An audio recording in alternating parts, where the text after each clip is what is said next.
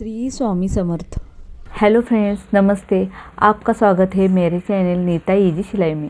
इस वीडियो में आपको कटोरी ब्लाउज़ का डायग्राम दिखाने वाली हूँ। मेरा ये चैनल मराठी लैंग्वेज में है, लेकिन मुझे बहुत सारी कमेंट आ रही थी कि हिंदी में बनाइए, इसलिए मैंने एक वीडियो हिंदी में बनाने की कोशिश की है। अगर हिंदी बोलने में मुझसे कुछ गलतियाँ हो गई हो तो प्लीज़ मुझे माफ़ कर दीजिएगा, और मेरी कहाँ पर गलती हो गई वो आप मुझे कमेंट करके बताइएगा। अगर आपको ये मेरी वीडियो पसंद आ गई, इस वीडियो को ज़्यादा से ज़्यादा लाइक मिले और ज़्यादा व्यूज़ आए तो मैं और भी वीडियो हिंदी में बनाने की कोशिश करूँगी। अगर आपको मेरी वीडियो पसंद आती है तो प्लीज़ लाइक शेयर और सब्सक्राइब करें। तो हम अब अपनी वीडियो की ओर चलते हैं। तो हम अब पेपर पे अपना डायग्राम निकालेंगे। अब यहाँ पे हमें अपने ब्लाउज़ की लेंथ लेनी है। ब्लाउज़ की लंबाई 13.5 है, तो हम इसमें 1 इंच मार्जिन के लिए लेंगे। मैंने यहाँ पे एक लाइन खींच दी है और यहाँ ऊपर भी एक लाइन हम खींच देंगे, जो हमारा एक्स्ट्रा का भाग है। यहाँ पे हमारा 13.5 आया है, ये हमारी ब्लाउज की लंबाई है और उसमें 1 इंच हमने मार्जिन के लिए लिया है। ये मार्जिन हमें कमर की ओर और शोल्डर की ओर आधा इंच जाएगा, इसलिए हमें लेना है। तो हम यहाँ पे लिख लेंगे कि हमारी लेंथ कितनी है। तो इस तरह का निशान बना के हम यहाँ पे लिख लेंगे कि हमारी पूरी लंबाई 13.5 प्लस 1 इंच बराबर 14.5, ये हमारी है पूरी लंबाई। अब हम यहाँ पे शोल्डर लेंगे। तो हमारा शोल्डर 5.5 इंच है, तो हम 5.5 इंच पे निशान लगा देंगे। अब यहाँ पे देखिए, जब आपका पीछे का गला डीप हो, यानी कि 8, 9, 10, 11, 12 इस तरह का जब आपका पीछे का गला हो, तब आपको जितना आपने शोल्डर लिया है उससे आधा इंच ज़्यादा आर्म होल लेना है। समझ में आया आपको? जब आपका पीछे का गला डीप हो तो आपको जितना शोल्डर लिया है उससे आधा इंच ज़्यादा आपको आर्म होल लेना है। यानी कि हमारे यहाँ पे शोल्डर 5.5 इंच है, तो उसमें आधा इंच मिला के 6 इंच होता है, तो हमें 6 इंच पे आर्म होल का निशान लगाना है। अगर आपका पीछे का गला 8 से ऊपर होता है, यानी कि 7, 6, 5, तो आपको क्या करना है, जितना शोल्डर लिया है उतना ही आर्म होल लेना है। तो उसमें कोई भी मार्जिन बढ़ाना नहीं। हमारा शोल्डर यहाँ पे 5.5 इंच है, तो हमें इसमें हाफ इंच मिला के 6 इंच पे निशान लगाना है। तो मैंने यहाँ पे 6 इंच पे निशान लगा दिया है। ये देखिए आर्म होल का निशान है, वहाँ से भी आपको 5.5 इंच पे निशान लगा के लेना है। क्योंकि कभी कभी क्या होता है, जब हम बिना नाप पे लेते हैं तो कभी कभी यहाँ पे 5.5, यहाँ पे 5.25, 5 या फिर थोड़ा कम ज़्यादा होता है, इसलिए हमें यहाँ पे भी नाप डाल के ही निशान लगाना है। तो हमें ये लाइन जोड़ के लेनी है। तो हम यहाँ पे लाइन लेंगे। तो यहाँ पे हमने लाइन खींच दी है। अब हमें चेस्ट का माप लेना है। तो हमारी चेस्ट है 38 इंच, तो हमें उसे डिवाइड बाय 4 करना है, तो उसका चौथा भाग हमें निकालना है। अगर आपको डिवाइड करना नहीं आता तो आप बस ऐसा करेंगे, अपना ये जो इंची टेप होता है वहाँ पे हमें 38 कहाँ है देख लेना है। ये देखिए यहाँ पे 38 इंच है, तो यहाँ पे हम कर लेना है, और जो हमारे मेजरिंग टेप का आगे का साइड है उसे लेकर हमें 38 इंच पे रखेंगे। और देखिए ये जब डबल हो गया, ये इसका दूसरा भाग, और वही हमें और एक फोल्ड करना है। ये देखिए ऐसे, तो ये हो गया हमारा चौथा भाग। तो हम देखेंगे तो हमारा चौथा भाग 9.5 इंच आ गया है। तो हम यहाँ से 9.5 इंच पे मार्क करेंगे। ये नाप हमने पुराने ब्लाउज से लिया है, तो उसमें हमें कोई भी लूजिंग वगैरह नहीं देना है। जब आप बॉडी मेजरमेंट्स लेंगे तो आपको लूजिंग देना पड़ता है, लेकिन ये हमने पुराने ब्लाउज से लिया है, तो इसमें हमें लूजिंग वगैरह कुछ नहीं देना है। अब हमने 9.5 इंच पे मार्क किया है, तब अब हमें यहाँ इसमें 1.5 इंच का मार्जिन देना है। ये देखिए ये हमारा है मार्जिन। तो हम ए बी लाइन जोड़ देंगे। और यहाँ पे हमें लिखना नहीं भूलना है, तो यहाँ पे हम लिख के लेंगे शोल्डर 5.5, आर्म होल 6। ये हमें जहाँ जहाँ हम निशान लगाएंगे वहाँ वहाँ हमें लिख के लेना है। इससे आपको क्या होगा कि आप जब भी ये डायग्राम देखेंगे तो आपको कटिंग करना आसान हो जाएगा। अब हमें यहाँ तिरछा टेप रखना है, ये देखिए, और यहाँ 1.5 इंच पे मार्क करना है। वैसे ही टेप हमें थोड़ा नीचे लेना है और यहाँ पे 1 इंच पे मार्क करना है। यहाँ से यहाँ तक जो आर्मोल है उसका भी सेंटर निकाल लेना है। देखिए, तो हमारा 6 इंच है, तो इसका सेंटर 3 इंच आता है। आप ऐसे भी सेंटर निकाल सकते हैं। ये देखिए सेंटर।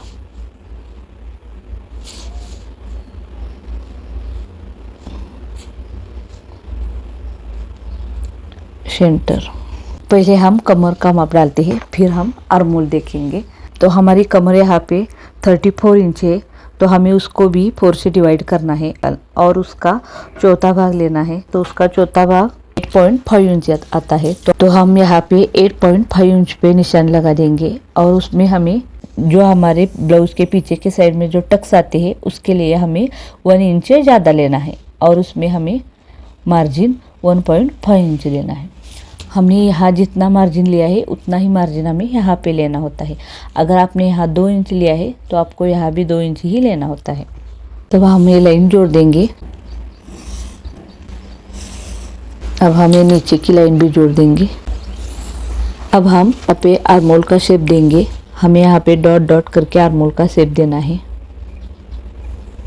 थोड़ा हमें नीचे की तरफ लेना है। इस लाइन से जो हमारी चेस्ट की लाइन है उसके थोड़ा सा नीचे जाए, इस तरह से देना है। और जहाँ पे हमने फिटिंग का मार्किंग किया है, चेस्ट का जहाँ पे हमने 9.5 इंच का मार्क किया है, उससे हमें थोड़ा अंदर से अपना शेप लेना है।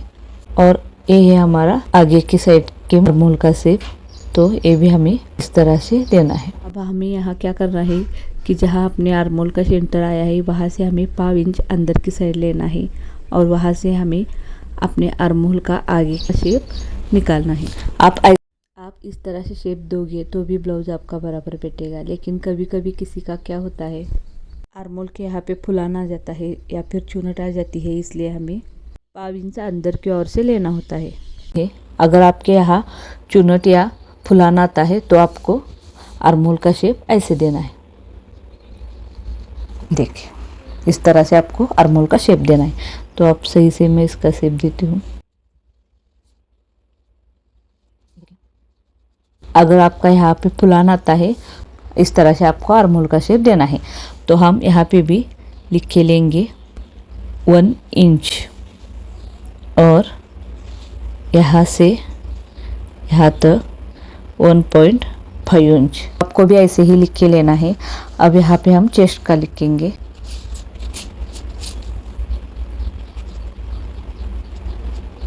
कमर का भी हम लिखेंगे 8.5 इंच। टक्स के लिए ये 1 इंच और 1.5 इंच मार्जिन। अब हम यहाँ पे गले की चौड़ाई लेंगे। हमें गले की चौड़ाई का निशान यहाँ पे 2.25 इंच पे लगाना है। तो हमारे पीछे के गले की लंबाई 9 इंच है, तो हमें उसमें ½ इंच प्लस करना है। तो हम 9.5 इंच पे मार्क करेंगे और यहाँ पे भी हम 2.25 इंच पे निशान लगा देंगे और ये बॉक्स हमें जोड़ लेना है। यहाँ से हमें 1 इंच लेना है। ऐसे हम गले की गोलाई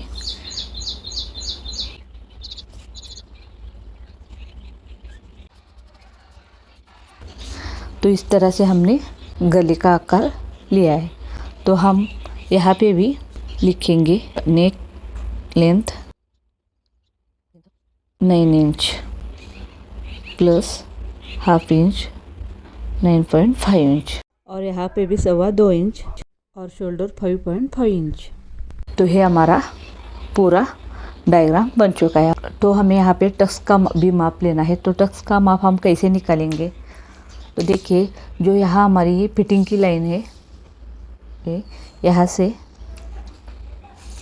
से यहाँ तक जितना होता है उसका हमें सेंटर निकालना है। तो यहाँ पे हम सेंटर पे निशान लगा देंगे और यहाँ से हमें टक्स देना है, तो हम यहाँ पे 4.5 इंच का टक्स देंगे। आप यहाँ पे अपने हिसाब से टक्स दे सकते हैं, 5 इंच 4 इंच आप अपने हिसाब से दे सकते हैं। यहाँ पे हमें हाफ इंच हो इतना ही चौड़ाई रखनी है।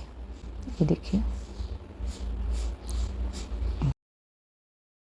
तो इस तरह से है हमने पीछे के पार्ट का डायग्राम निकाला है। अब हम आगे के पार्ट का भी डायग्राम निकालेंगे। अब हम यहाँ पे अपने ब्लाउज के आगे के पार्ट का डायग्राम निकालना है। इसके लिए मैं यहाँ पे एक लाइन खींच लूँगी, यहाँ से भी एक लाइन लूँगी। अब हमें लंबाई वगैरह सेम जो हमें पीछे का पार्ट निकाला है उसी तरह से ही लेना है। शोल्डर हमें यहाँ पे 5.5 इंच लेना है और आर्म होल हमें यहाँ 6 इंच लेना है।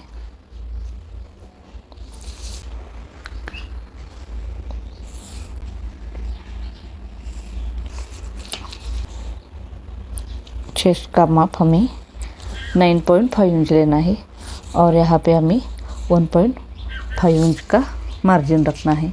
यहाँ पे भी हम 8.5 इंच का निशान लगा देंगे और इसमें हम 1 इंच टक्स के लिए और 1.5 इंच हमारा मार्जिन, तो ये दोनों लाइन हम जोड़ देंगे।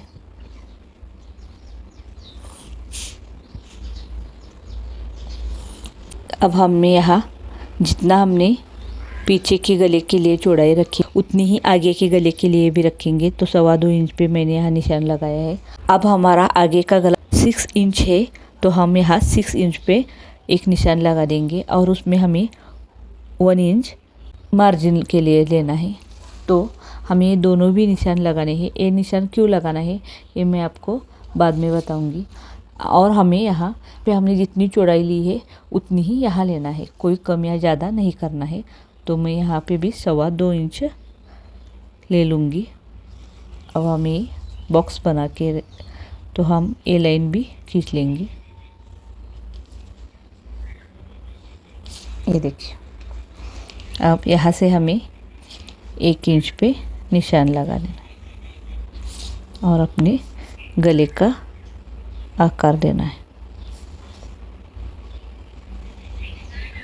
अब हमने यहाँ पे 1.5 इंच जो लिया था वो हमें पीछे के पार्ट के लिए चाहिए था, और ये जो हम 1 इंच पे निशान लगाएंगे ये हमारे ब्लाउज के आगे के पार्ट के लिए निशान होगा। तो मैं यहाँ से सेंटर निकाल लूँगी, तो इसका सेंटर 3 इंच पे आया है।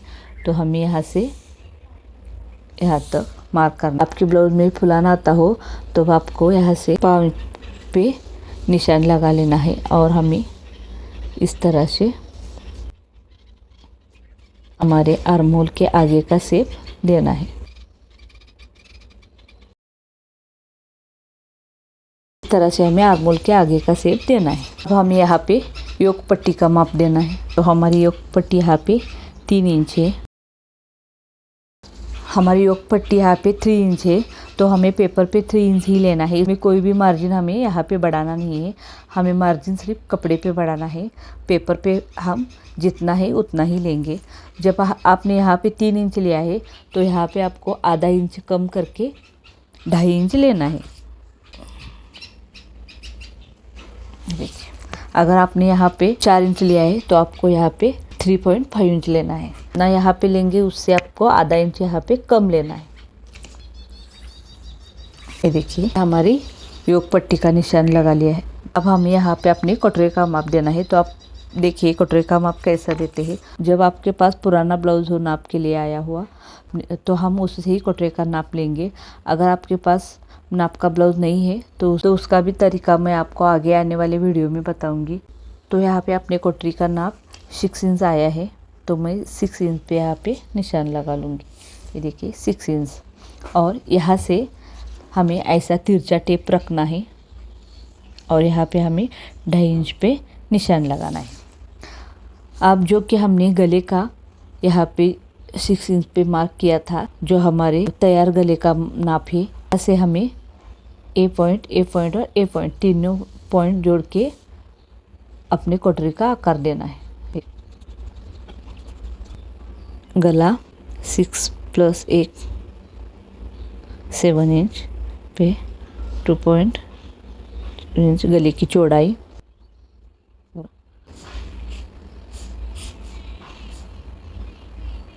जितना हमारा नाप के ब्लाउज से कटोरे का मेजरमेंट आया है उतना ही हमें लेना है, उसमें कोई भी मार्जिन हमें नहीं बढ़ाना है।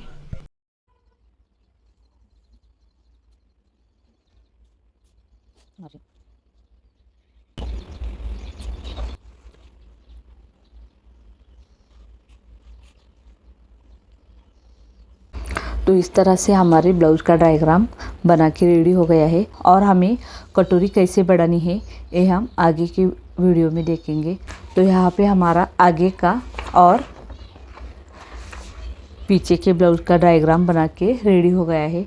अगर आपको ये वीडियो पसंद आया हो तो प्लीज़ लाइक शेयर और सब्सक्राइब करें। Thank you.